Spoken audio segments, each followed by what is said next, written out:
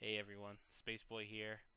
I just want to give my opinions on the hitbox discussion that's been waging on Twitter. Ever since this fated day, August 7th, I feel like the TL, in some shape or form, it's just been hitbox non-stop. Hitbox this, leverless control this. You need to play on hitbox. We need to ban hitbox. It's cheating. All this stuff, all this conversation, and I feel like the conversation is becoming like completely unnecessary at this point because I think we're finally in an era of fighting games where you're in a play what you like era, where as long as you're comfortable, you can compete against whoever you're fighting beside you. And there's three really important things that I'd like to discuss at the end of the day, and I think this is kind of irrefutable. At the end of the day, for any player, it's most important that you play on what you feel the most comfortable on. That you play on whatever you feel will allow you to consistently execute your inputs, and ultimately, most importantly, this is the most important, but last, for very important reasons, you play on whatever gives you the biggest advantage, and you use whatever tool can give you the biggest advantage while playing. This is the most important, but it's the last thing you should do. And I'll get into that a little later. So, I want to relate the hitbox discussion with the best way to DP in Street Fighter 5. Plain and simple, bar none. The best way to DP in Street Fighter 5. Oh, getting ahead of myself. Let's just talk about number notation real quick. It'll take 2 seconds. Don't be scared. Don't be scared if you've never learned it. But if you want to do a proper DP in older fighting games, you had to do a 6-2-3. That means with whatever device you were using, you had to go right first, then down, right. Assuming you are facing the what direction is that? The right direction. Yeah, you're assuming that your character is on the left side of the screen. Assuming that your character is on the left side of the screen, that this is the input you would have to do. 6-2-3. Right, down, right. And I do have Akira on the right side when she should be on the left, but that's fine. Because at the end of the day, number notation assumes that you are on the left side. So I'm going to try my best to do a 6-2-3, a proper DP. Let's see if on my first try I could hack it in an older game, assuming that's the only way the only way the game system would give you a DP. So first try, no editing. We're gonna see if I can get a 6-2-3, if I could make it in the older games. If I was playing a Shoto or a character that had anti-air. Alright. Moment of truth. Ken, he's gonna jump. Yep, forward jump is set. 6-2-3. Anything else comes out, I'm just gonna say I just got hit on the head. Alright. I did right. Already failed. I did 3. It's 6-2-3. I did 6-3-2-3 forward. If it was an older game, my DP probably wouldn't have come out. This is what happened. I didn't get the anti-air. I took 273 damage, and Ken escaped the corner and got his game started. And that's just the simple fact that games have changed. That the old way to DPs doesn't exist. The old way to DP, it exists in these newer games, but if I couldn't do it the old way, then I just couldn't DP in those games. But now in Street Fighter 5, and this is gonna be in Street Fighter 6, so long as what Liston and L.I. Joe and Yipes and Arturo are saying about the game is true, and I don't think those guys are liars. So you can definitely trust those guys because they've been truth tellers. I think the last 20 years of this game of their life cycle of the SGC. The way that you are the best way to DP in this game, and it's gonna exist in Street Fighter 6, is 3-2-3. 3-2-3. So that means you don't have to stand anymore. You can do DPs while crouching. This completely changes the face of how DPs operate. So now I can be crouching. Let's just turn Ken off and just show the input in a calm manner.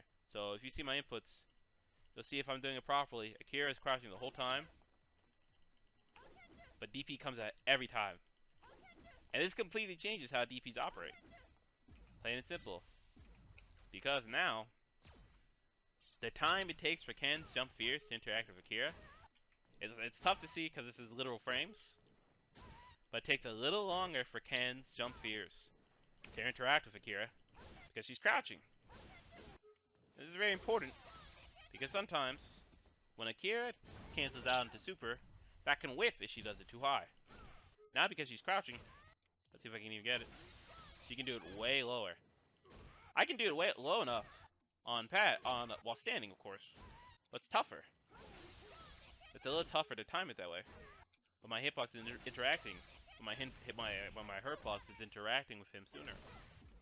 And this bar none is the best way to DP in Street Fighter V because it's the quickest way, and you're crouching for the longest period of time. And the most important thing is because you're crouching longer. Oh, sorry. Excuse me. I can swear that I set the right input. But now,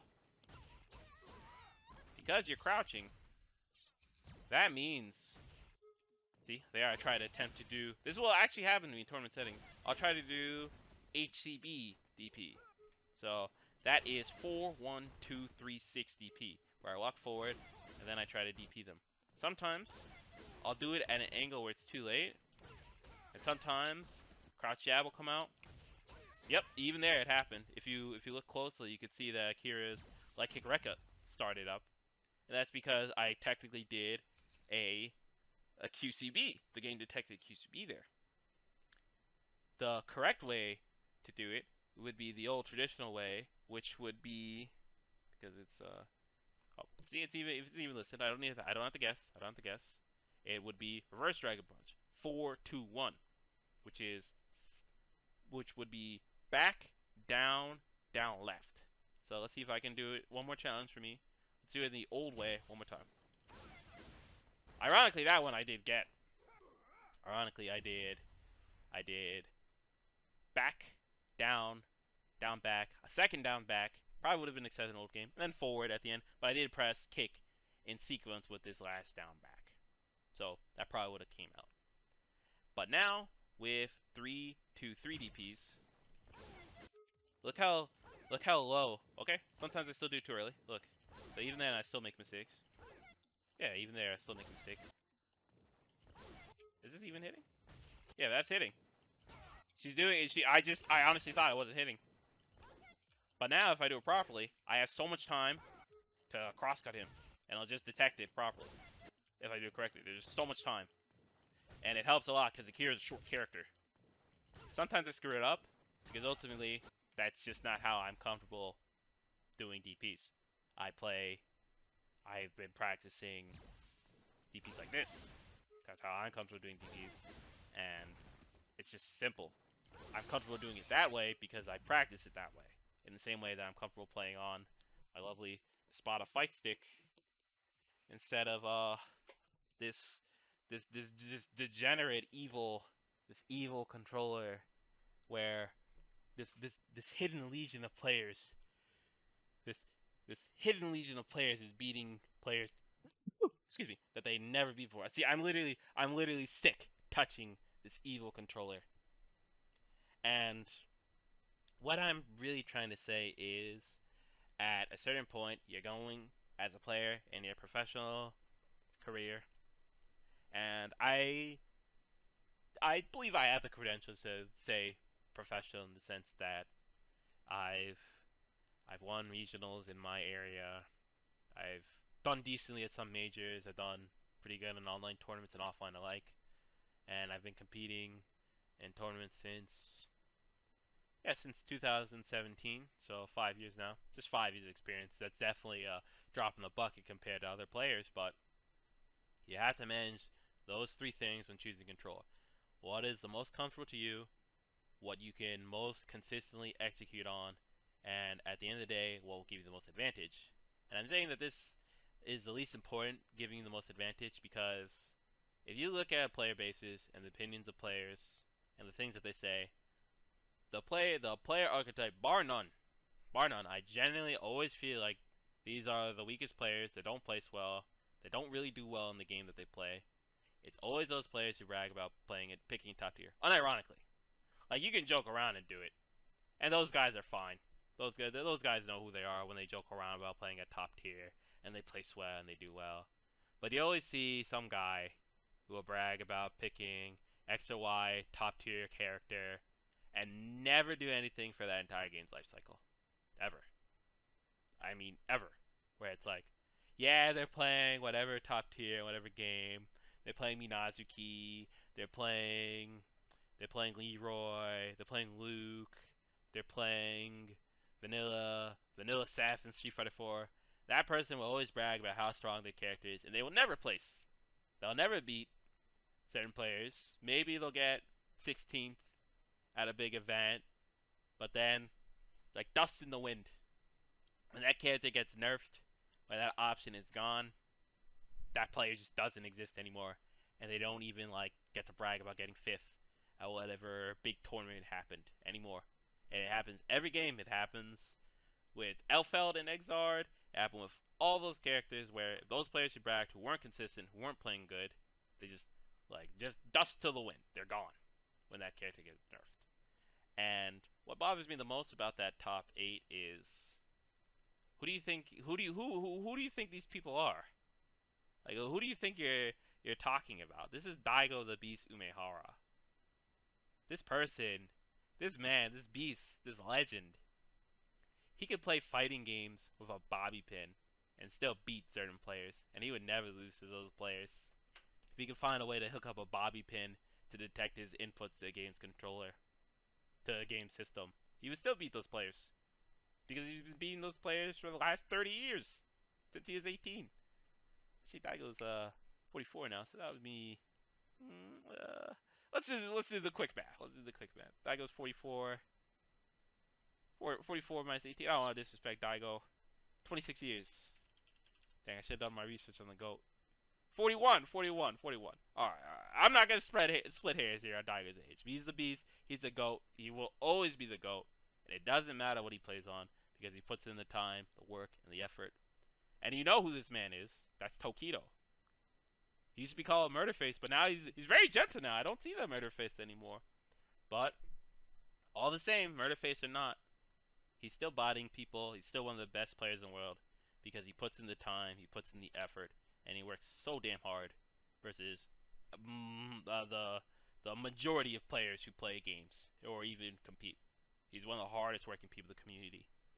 And I generally do think that to have this conversation on them, for these people, these pioneers of fighting games, to suggest it's this weird. That's the thing. I'm going on a tangent here, but it's this weird discussion right now where there's this legion of these Illuminati hitbox players who are just winning every single tournament left and right, versus this player base who thinks they exist. We're just saying that players who have not played on hitbox before in the past, this is a fight stick. This is a fight stick here, and this is a cool drawing. In his own book, this is a fight stick. He's playing on fight stick here. We know that these players are some of the best players in the world because they win the hardest tournaments in the world, and they've won these tournaments on various different devices. Daigo played pad for like a flash in the pan. Pad was the biggest advantage, but he didn't play on pad because that's not what he was comfortable on. And none of these players are cheaters. None of these players have ever been accused of cheating. The only time that I've ever known where Daigo wasn't allowed to play in a tournament was when he played on the Gaffle box. That is the Gaffle box. That was the only time where Daigo showed up to the tournament and they said, nope, we can't allow this, Daigo. We love you, buddy, but this isn't happening. The only time that's ever happened. And as for this new and up-and-coming player base of players like Gachikun and Kawano, no sane person who's saying to ban hitbox would dare suggest that they wouldn't be the players that they were if they didn't play on hitbox. And it's really just that simple, where I generally do feel that although the device gives them a major, I wouldn't even say a major advantage, because they almost lost to IDOM who played on pad. And although pad is a similar advantage to hitbox, you can just switch to hitbox. And you can switch to pad. And no one's preventing you from doing those things. But at the end of the day, I feel that this is an era of you can play on whatever is most comfortable for you. There are hundreds of hitbox players playing on hitbox for that tournament, and they didn't place, they didn't make top 8. Maybe Even if it was a complete top 8 hitbox, I don't think that matters when that doesn't always guarantee that you're going to win a tournament. Because, like I said, there's a player base of players who always brag about picking top tiers. They don't place. Eventually, there's going to be a player base of players who brag about picking hitbox. Are they going to place? Are they going to do well? We don't know what that generation will do. But I do know that hitbox has been a thing since at least 2013. We're entering a decade of hitbox usage. And those player bases, they just don't outnumber us the way that people are claiming that they do. So, although I do think it's important to play on whatever will give you the most advantage, it won't matter if you're not comfortable on it. And I don't think it's fair for people who aren't comfortable to play on hitbox to condemn those who are comfortable to play on it. It's just this, I guess, unfair equivalency because at the end of the day, if you look at my monitor setup, that's 360 hertz. This game, Street Fighter V, is not the same as it is at 60 hertz as it is 144. And there's differences on what you play on.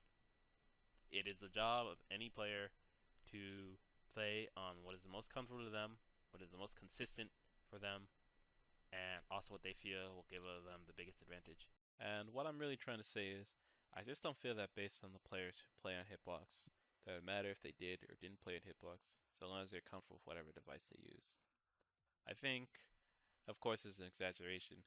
If players who have never played fighting games before show up to tournaments and they just start wrecking up shop because they play on hitbox, then I think we can have that discussion. The way that we're throwing around the word cheating or unfair advantage with hitbox. I think that discussion could occur then.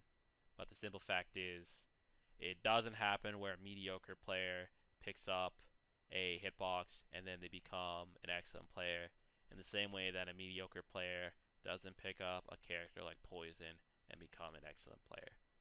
And that just doesn't happen. There will be advantages that they get. There will be things and circumstances that the better player might have to overcome, but if that player is truly the better player, then they will overcome the challenges that other player has chosen. Because that player is choosing to adapt to their weaknesses with a new device or a new tool. That's the whole point of playing games at a professional level. However you can, you have to adapt to the planescape of the game and understand what you can do to get an advantage that works the most consistent to you. And if you look at that top 17 for Evo, the simple fact is there's only two outliers, Pugera and Leon. This is just simple fact. This is me not fighting the good fight for Fight 6 anymore because the only person who represented my control was Leon, and he got 13th. Everyone else, I could throw up my hands and say that they're all cheaters too, because this person's playing on hitbox, this person's playing on pad, this person's playing on hitbox, hitbox, hitbox, hitbox, and this person's playing on pad and pad. And I could just say, oh, those guys are cheaters. They're not using the controller that I use. But I know these people. I've watched these people, and they're some of the greatest fighting game players right now. And even if they aren't the greatest fighting game players, they're the future of the FGC, I feel. In the sense that they're showing a level of skill at the game that I think they could one day be, I guess, legends of that respective game, like Street Fighter V. And it's the effort and time and hard work that they put in, not the magically switching to controller. These people are players who put in hours into the game. I know for a fact that Daigo and Tokido, they put at least 40 hours a week into Street Fighter V. They play this game as a full-time job, and they've been some of the greatest players for decades. And them switching to hitbox didn't magically happen. It's not like hitbox is King Arthur's sword. I guess at the end of the day, maybe it is definitely a stronger device than something like a fight stick now in our given landscape, but you have to be worthy of that strength of that controller for it to really matter. And like the players who brag about top tiers, they might brag about playing hitbox, but at the end of the day, I don't think those players will be the best players because modern games are very consistent, and I feel that for the most part, in the majority of modern games, it's always the best player who always wins. And I really just feel that it doesn't really matter so much to argue about what controller that someone else uses when you A can use that controller yourself, or you B have to find a way to beat them. That just sounds like an excuse for why you can't beat them. And like I said, there's no hidden legion of hitbox players just magically beating all these other players. So of course hitbox matters, and the advantages that it gives should be discussed, and it should be cataloged so other people can know about those advantages. But it's completely absurd to suggest that could be banned. And that's really all I wanted to say today. And I thank you for watching the video, and I appreciate you for watching. Have a good one.